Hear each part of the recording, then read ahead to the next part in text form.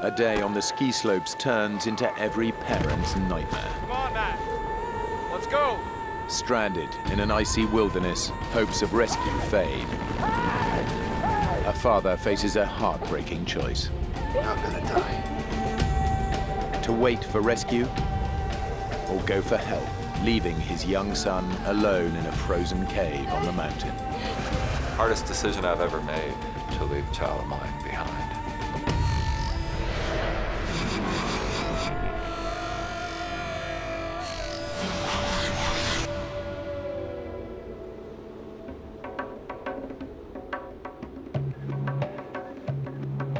Kartalkaya, a mountain ski resort in northwest Turkey. We had boots that you laced up. US Air Force Lieutenant Colonel Mike Couillard is taking a few hours off to go skiing with his two sons. I hope we have a lot of snowball fights. Mark is 12 years old. Don't hit me in the head. Matthew is 10. The family is based in Turkey, where Mike is part of Operation Provide Comfort. After the first Gulf War, the American Air Force flew thousands of missions to protect the Kurds of northern Iraq.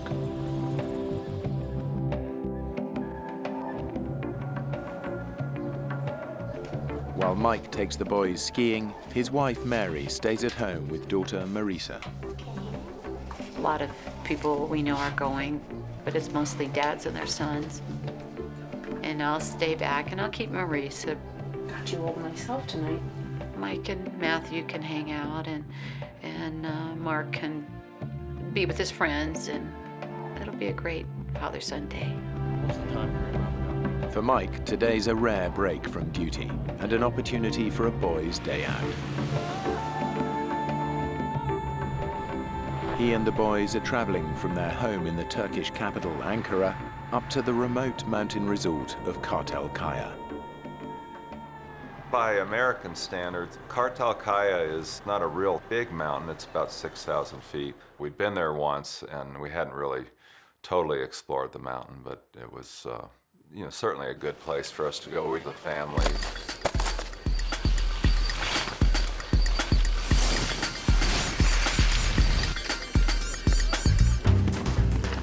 I thought, well, what a great time for my sons and I to get some bonding time. Get out of it. Matthew's got a quiet strength and heart of gold. He just cares about people. Mark's always been, a very curious one, very adventurous. After lunch, Mike and Matthew head back up the mountain, while Mark stays behind to ski with his friends.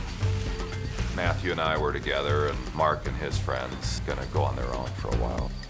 He said that him and Matt were gonna ski together, and that was the last time I saw him that day. Tired? We were pretty tired from skiing all day, and the resort was about to close, so we decided to go on one last run and take 3 different lifts all the way up to the top of the mountain. We've been skiing in Colorado where you have a nice sunny day and then you see these wispy clouds rolling around the top of the mountain, and that's kind of what it was starting to look like. The weather at the top was much worse than at the bottom. The mountain of Kartalkaya is rarely welcoming. And by the time Mike and Matthew reach the top of the lift, a solid bank of fog has rolled in from the Black Sea. Locals call it the Mister. It produces a whiteout, and the ski slope back down to the resort is no longer visible. There's 2 different paths you could take, the left or the right.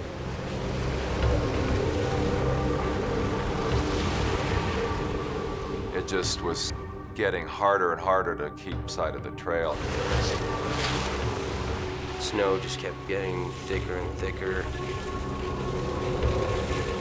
We started to realize that no one skied down this hill in quite some time. We've lost the lift. I think it's over there. We'll have to side sidestep up the slope. Realizing that they've skied down the wrong way, Mike and Matthew start climbing back up the hill.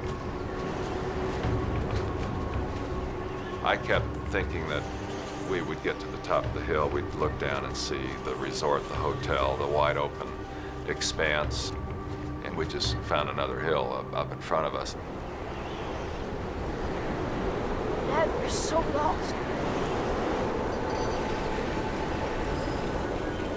Instead of going back up the way they came down, Mike has led his son round to the far side of the mountain.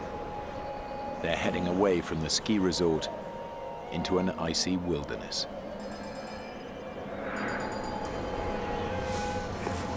Probably by now it's between 3:30 and 4, and it's already starting to look like the sun's going down, and it's getting on towards twilight. Dad, you okay? It's okay. I'm good. Down at the ski resort, the bus home is about to leave. Have you seen my dad? Mark hasn't seen his dad and brother since lunchtime. Have you seen my dad? When I got to the bus, my brother and dad weren't there. Have you seen my dad? So I figure, the bus will have to wait a minute, but they'll show up, and they didn't. We've gone miles by now. I just knew we couldn't go on. Matthew was just totally exhausted, cold and soaking wet. We were in a complete whiteout and the temperature was dropping by the minute. I just couldn't believe the situation I'd gotten myself into. I mean, it was like one moment we were having a nice time skiing in the sun, and then the next we were facing this terrible situation. We're already looking at darkness, and we're still not anywhere close to being able to connect with this bus. Close to exhaustion, Mike and Matthew struggle on through heavy snow for 7 hours. As the temperature on the mountain drops, hypothermia and frostbite become a real danger.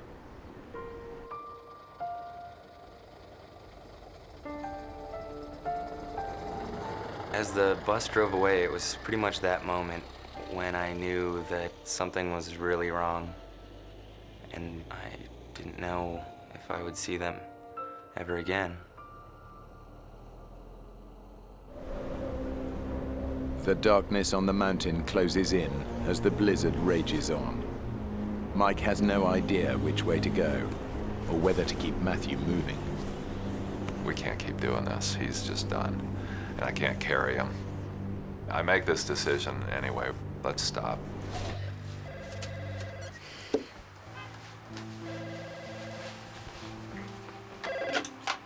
Hello? Hello, Mary. It's Wanda.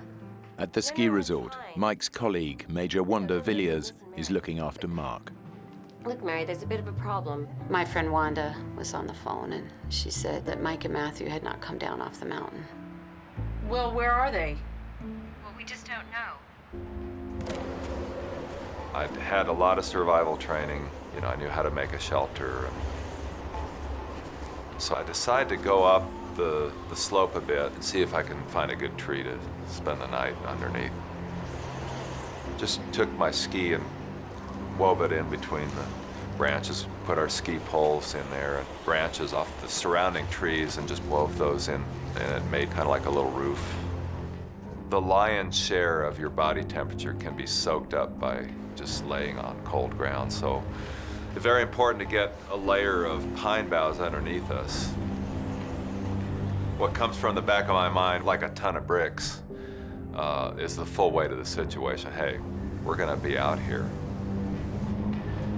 Despite the conditions, a search and rescue team is sent onto the mountain. As I was looking out the window, kind of hoping I would see them coming down the mountain, I could hear the loudspeakers playing Turkish pop music on all the ski runs, hoping that my dad and brother would hear it and find the hotel. By now it's late into the night, and I'm just thinking, how is Mary gonna take this news that we haven't come back? As we're settling in, I'm formulating a plan. What am I gonna do tomorrow? Because tomorrow's got to go on, and we've got to get ourselves out of this mess. Mike and Matthew have passed a night on the mountain in a howling blizzard and freezing temperatures. Mike had decided they should stay put. As dawn breaks, their survival depends on being found soon.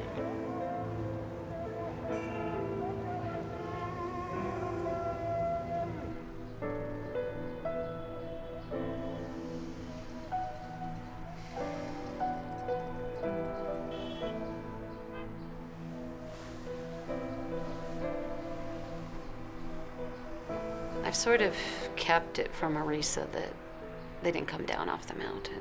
Where's Dad? Come and sit down here. But I know it's morning now and the phone hasn't rung in the middle of the night. So I have to tell her. With daylight, special forces from Mike's airbase swing into action. This time their job is not to protect the Kurds, but to look for one of their own. Turkish troops with their local knowledge join the operation. Mike's commanding officer is leading it.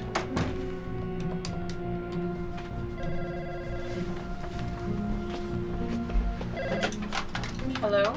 Mary, it's Ed Fitzgerald here. I just wanted to update you on the situation. Mike's colonel lets me know that the search has already started, that people are actually looking for them. He's going to coordinate the search from the lodge there at the ski resort. The search makes national news, but it's focusing on the area surrounding the ski slopes. Mike and Matthew are in fact miles away. After an uncomfortable night, Matthew awakes cold, wet, and still exhausted. We woke up kind of groggy that morning. I think because we had slept off and on the whole night.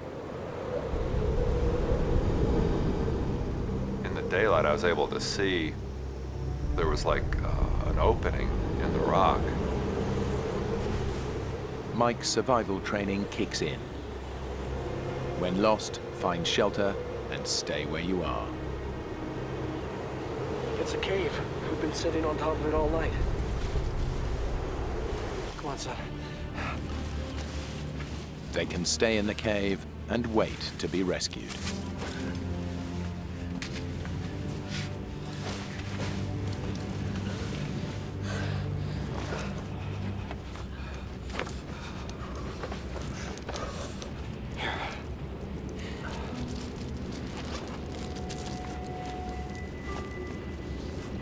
Dad, can I have another one? I should save it for later. Here, get this off.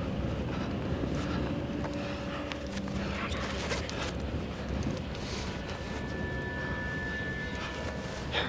Wow, that's wet, huh? All right. Take mine.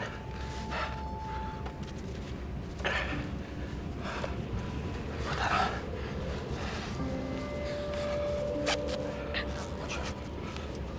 Dad, you know what?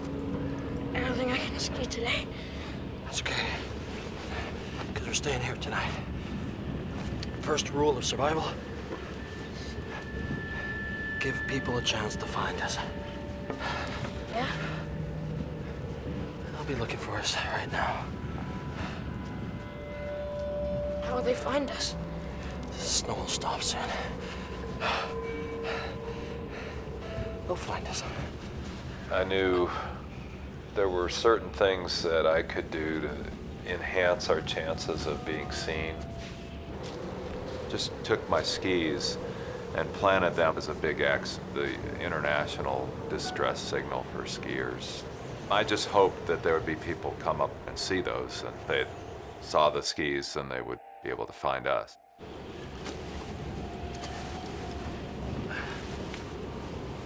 Mike and Matthew have been in freezing temperatures for 24 hours.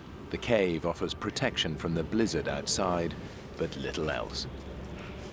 It was at that point I realized I was already getting that first warning sign of frostbite, which is this little white callus buildup on your hands, kind of a waxy look. Here, let's get this off. These boots were not doing a good job of keeping our feet warm. Let's get a wet sock off. Having looked at my own hands and seen the condition I was in, I decided, maybe I'd investigate Matthew's feet. Dad, I can't feel my toes. He was starting to experience some of the first stages of frostbite there on his feet, too. Wiggle your toes. Get the circulation going. That's it. I'm not gonna put your boots back on. Here, give me your scarf.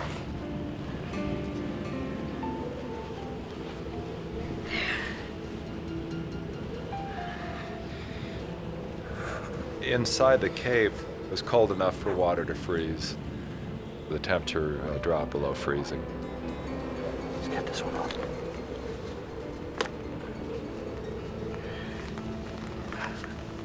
There you go. Here we are in this tiny cave, this little crack in the mountain, in a raging blizzard, and we're both in the early stages of frostbite. If we didn't get help, we were just going to die on this mountain. The ground search is cooled off as night falls.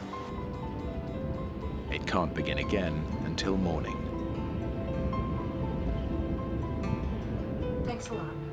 All right, bye. I'm getting phone calls. Well, it started out once a day, but that just wasn't enough. No news yet, honey. There's just too many hours where we didn't know what was going on, and so you get your hopes tweaked every once in a while, and it just seems like all the little hopes just keep getting put out. One of our immediate needs was just keeping ourselves hydrated. The bottom line was that you really shouldn't be eating snow. Better stop. Don't eat anymore. You gradually lower your body temperature to the point where you get hyperthermic, and you're making your situation worse by just trying to keep yourselves alive. What was that? Just a small animal, nothing to worry about. Remember when we were in the Mediterranean? All that Italian food? And you and Mark, you just wanted to eat burgers. Yeah.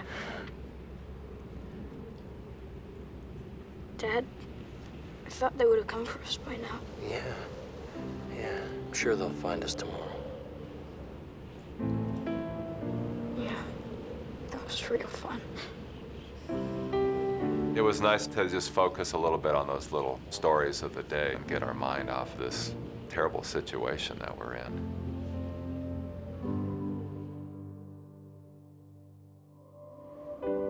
As dawn breaks on the mountain, the storm clears. Thanks. I will. See you, Mark. Snowplows have opened the way to the resort, and Mark is able to get home.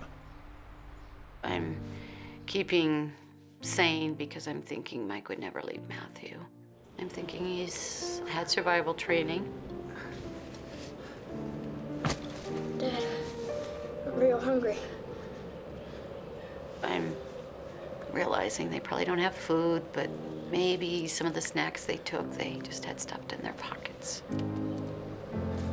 It's our last one.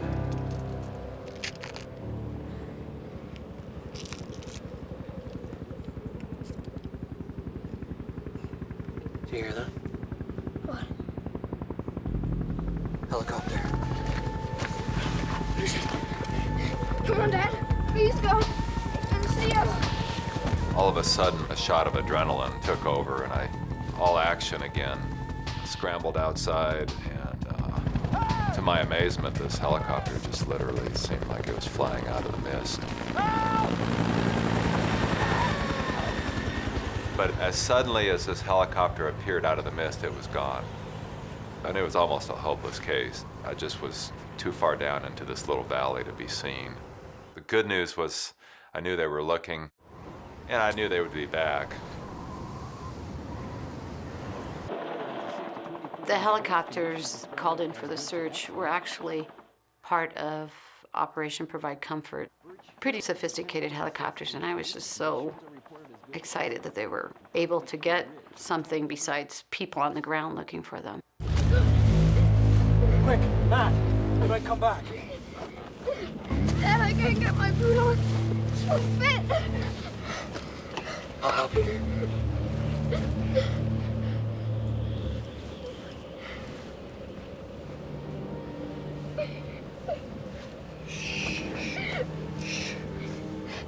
Don't cry. I'm so sorry, Dad. It was one of ours. It was a Black Hawk. No doubt. And next time, I'll make sure they see us. To see this Black Hawk was a solid sign that they were putting everything into the search. I knew that would be a challenge if they ever came back, that I'd have to figure out a better way to be spotted.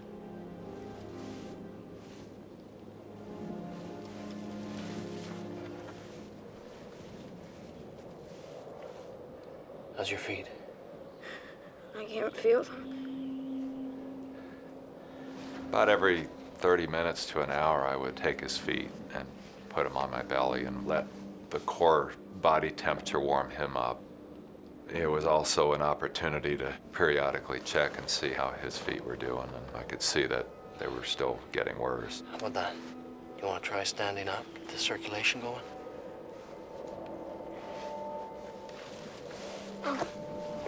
Dad, let's just stay here.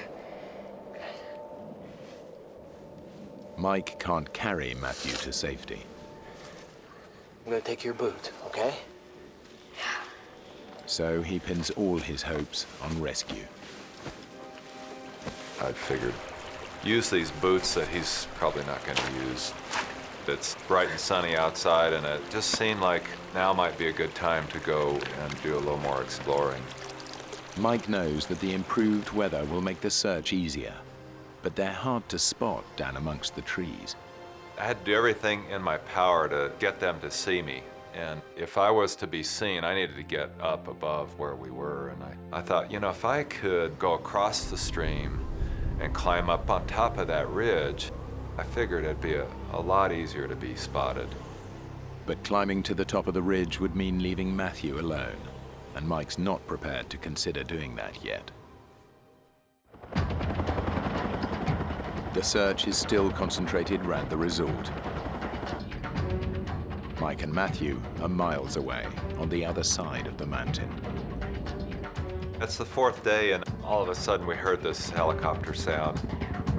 Look out there. I didn't have much time to get outside. I didn't even have time to put my boots on.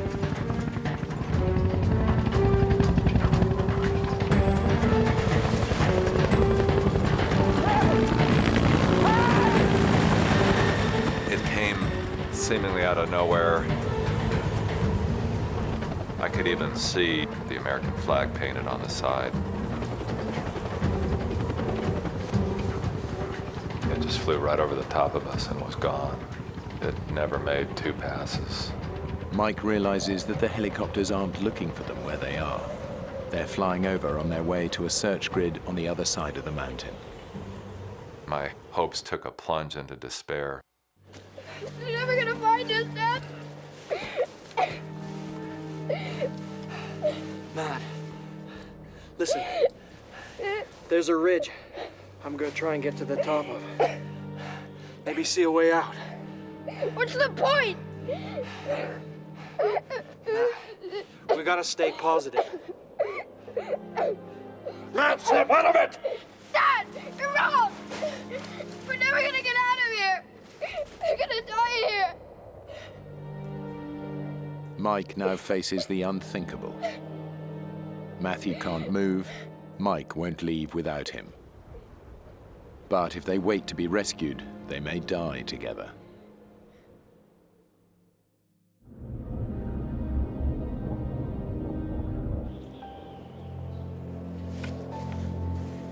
Mike's survival strategy is to wait to be found. He thinks the ski resort, and therefore rescue, is close by and visible from the top of the ridge. But as the days pass, his and Matthew's conditions are deteriorating. I kind of did this morbid calculation that, it'd be better to come back without my feet than not at all. I kept putting myself in that situation where I've left a family behind without a father. I just couldn't face the reality of that. I found myself looking at Matthew as he lay there sleeping, and he just looked so peaceful, almost like a little angel as he lay there sleeping, and I became aware of just how fragile he was. One of the new developments is the Office of Special Investigations is coming over. Well, they just wanted pictures, and as current as I could get them. They're talking about putting things in the paper, and I'm wondering, are they trying to figure out if they've found the bodies, what they would look like or something?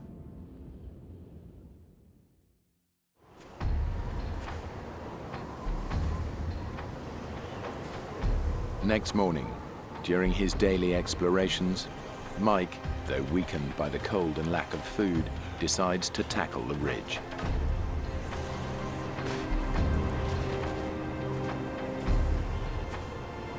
We're hearing helicopter sounds for a long time.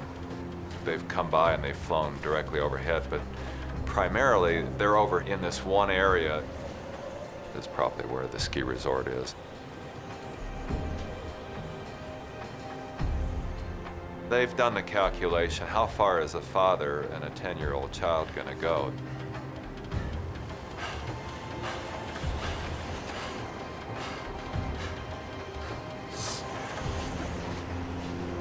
I tried it several times, and it seemed every time I did that, there were big boulders and trees falling, and I just could not get up on top of this ridge.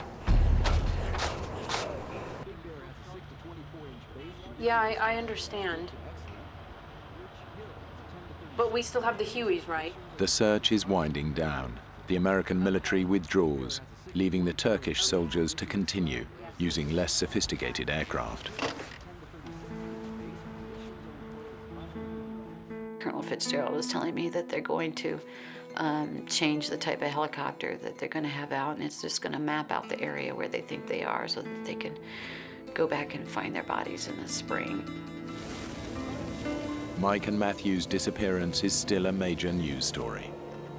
Colonel Fitzgerald calls a press conference in the resort hotel.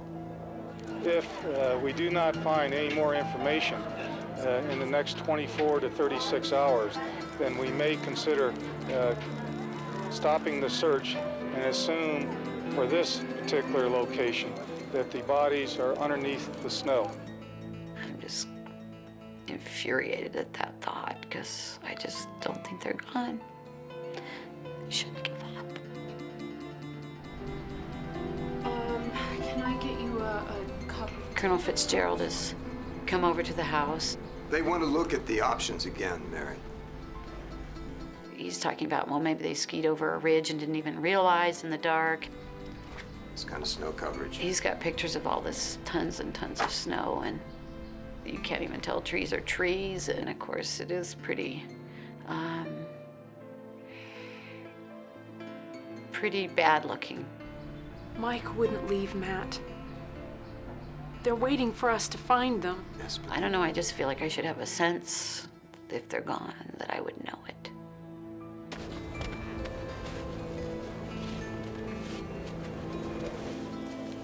Mike's first attempt to reach the top of the ridge has failed. But he knows that getting there offers the one chance he has of saving Matthew.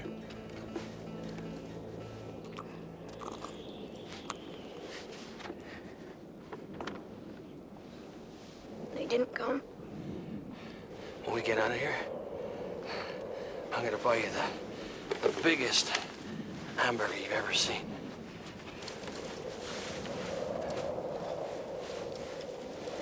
A basket of fries. A bucket of Coke. You know what, Dad? Really? What I want is a pizza.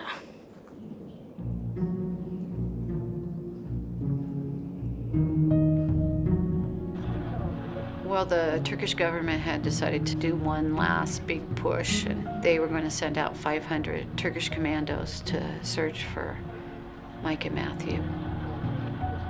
I just can't believe the amount of people involved in searching for them, and on the other hand, I'm worried if they think they're just looking for bodies, and it's hard to keep being hopeful. Silence on the mountain. There's been no sign of rescue helicopters for days. Mike realizes that staying put is not going to get them rescued. But Matthew can't move, and his condition is getting even worse. I was not pleased with what I saw. Even more of this waxy gray flesh that was not good. As careful as I was being, it was still not enough. How about that? Can you feel that? No, I can't feel anything.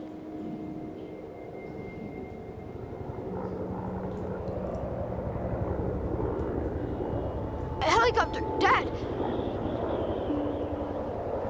Sounds like a Huey. It's not worth it, son. It's too far away.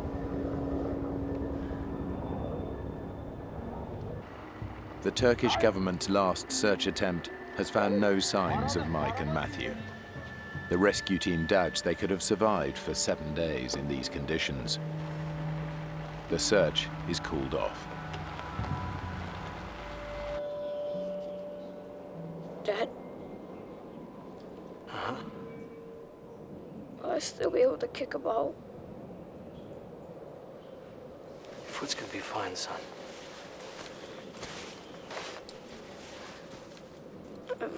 I've got another question. Go on. What's it like to, to die? I didn't want him going there, You're not gonna die. but I sort of had to deal with that. I felt like if this gets worse and worse and worse, and we look at death, I need to prepare him for that.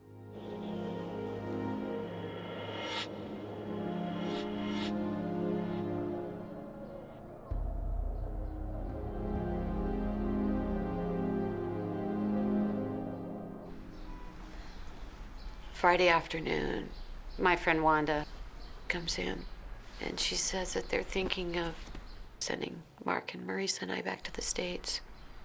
Maybe it's time we think about getting you guys home. To be near family. This is my family, Wanda. I'm adamant that I'm not going.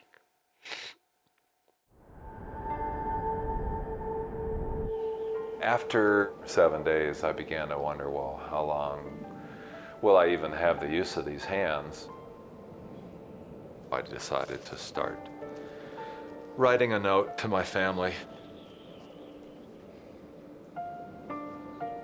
It'd sure be nice to tell the people I love, like my wife and family, how I feel about them.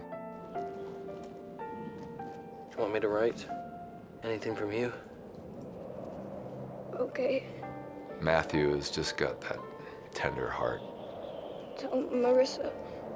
I wish I hadn't fought with her so much. He's a real quiet kid, but he's deep too, and that love is coming out in his words. Tell Mom she's a good cook. Yeah, back to his family. He wanted me to put that in there. You know what? Just tell them I love them.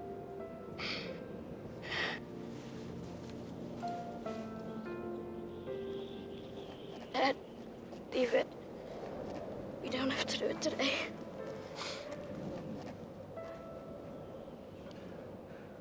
What are you doing? I thought maybe you could warm my feet. Mike knows they cannot survive much longer. He also knows that it's up to him to find a way out.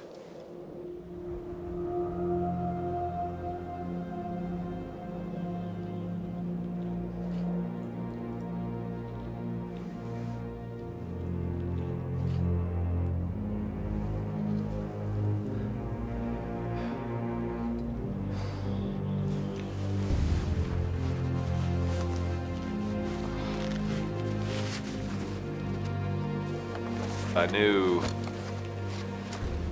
every time I put those boots back on, I was taking some already frostbitten tissue and aggravating it and doing damage.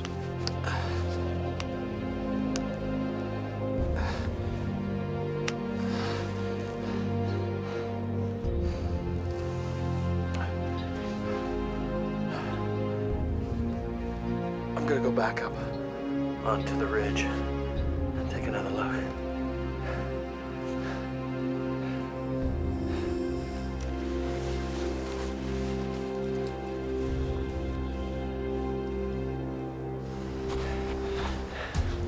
Mike attempts once again to climb the ridge.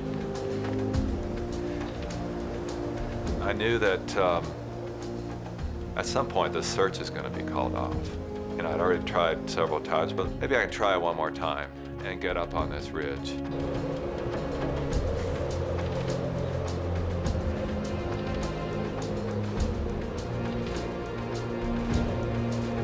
From the top, Mike hopes to get a sense of where he and Matthew are.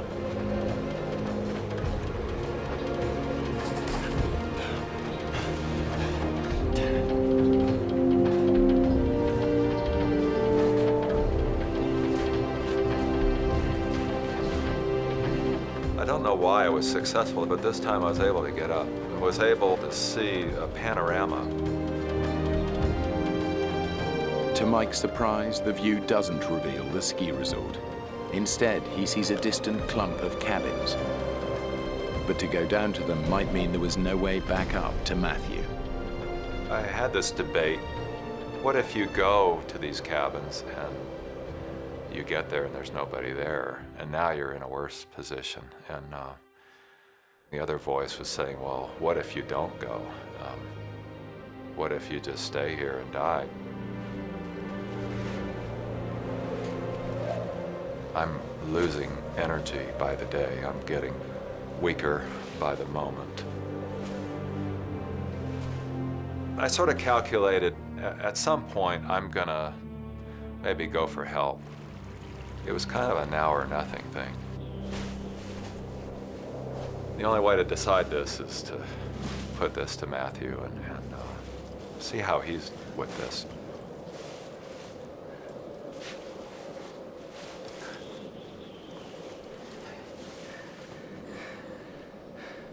Matthew,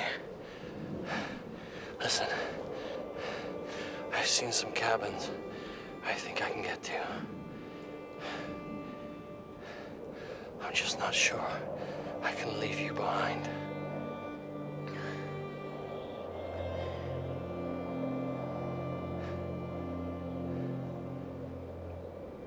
You know what, Dad? Maybe you should go. Because if we stay here, they'll just be finding our bodies. It was like he was giving me permission.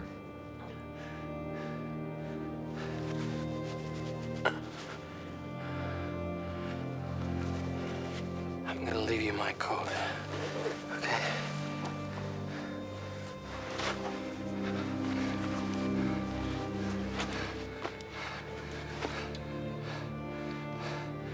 Don't try and leave the cave.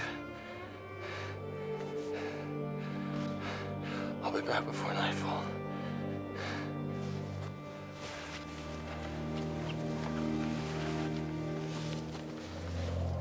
Hardest decision I've ever made, to leave this child of mine behind.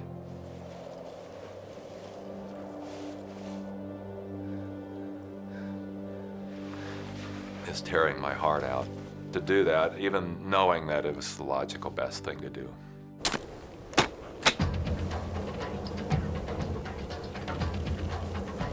Mike skis down to a trail he spotted from the top of the ridge. Now I was finally getting up and doing something about this. That was an awesome adrenaline rush, if you will. Just the physical act of moving myself down this trail was carrying me along mentally as well.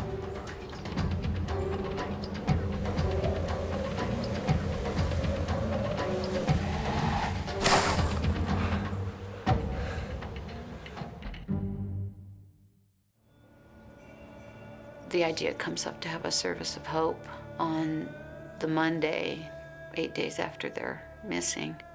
Absolutely, it wasn't going to be anything like a funeral for us. It was going to be the last big push in the spiritual battle.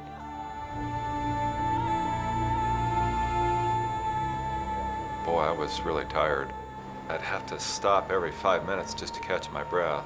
It was a much more weakened state than I thought. If I could just get there, there would be people there waiting for me to send help back to my son.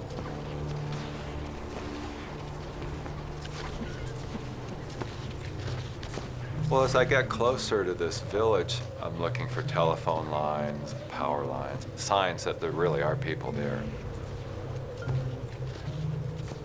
I don't see smoke coming out of the chimneys. I don't see any snowmobiles. All I see is animal tracks. It's pretty obvious that there's nobody there.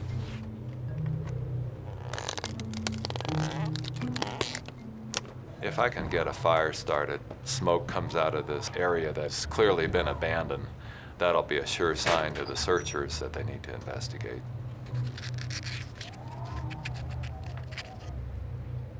I found a box and it had one match in it.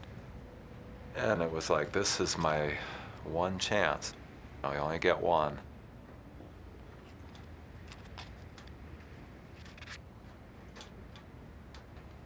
I decided to wait. And I thought, well, what's in the other cabins?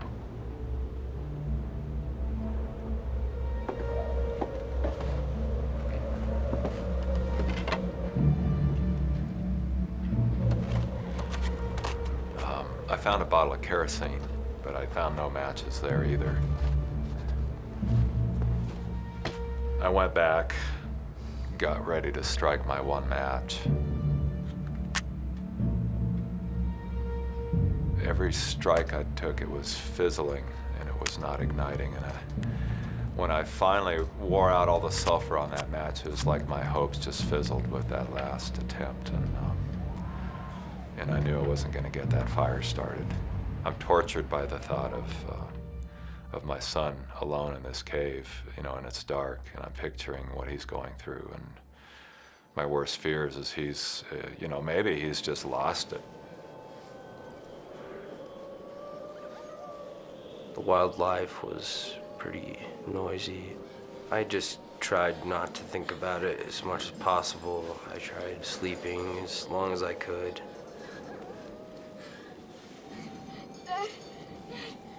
He wasn't there, and I was really scared. Off and on I was sleeping, and I was in just a torment, just knowing that he was in a worse place than me.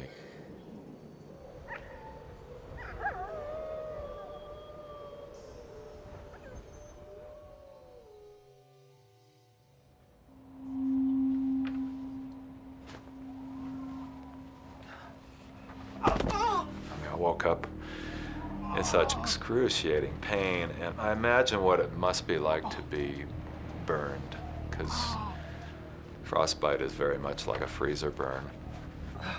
My feet had thawed and expanded to a third bigger.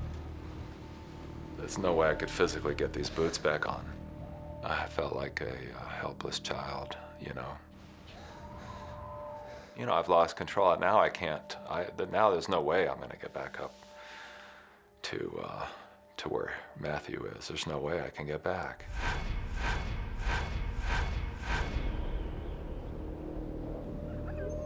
Matthew is alone in the cave.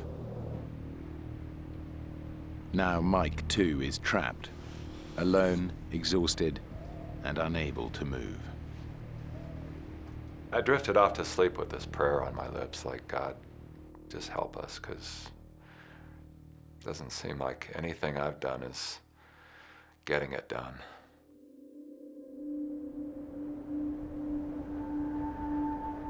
Two days had gone by, and I didn't know what kind of mental state he would be in, let alone his physical state. I had to let him go. I can't take care of him anymore. I just came to the thought that I don't know what I'd do if I had to go back and face Mary without Matthew with me. I'd run out of water. I grabbed a couple pots and pans, then crawled my way to the front door to just scoop some snow off the steps.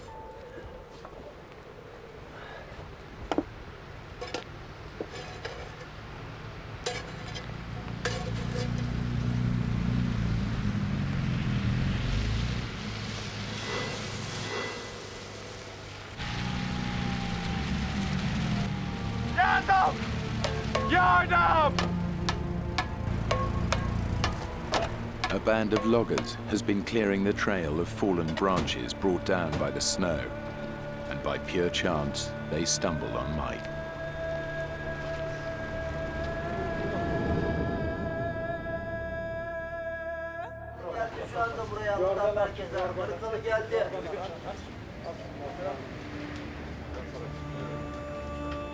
There was a man at a shortwave radio, and they were telling me, well, we're in contact with these people that are out looking for your son.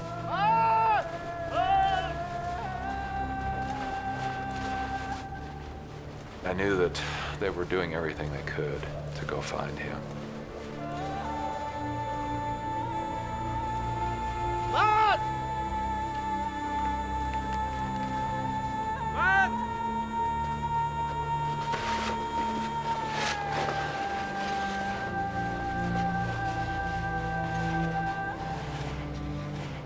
By now, I mean, it's a sea of humanity. People are just flooding around this little cabin.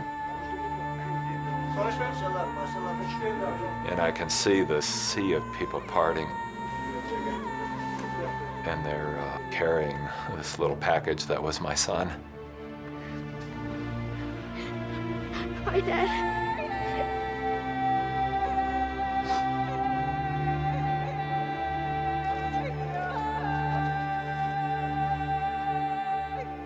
Things were happening pretty quick, you know, they were getting in touch with all the embassy folks. Finally, they put Mary on, and well, I said, hey, dear, we've been separated a little bit, Matthew and I, but we're okay. Little did I know, she had no idea that we'd been separated for days. It was probably just as well. After an operation to remove one toe and part of another, Matthew's feet were saved.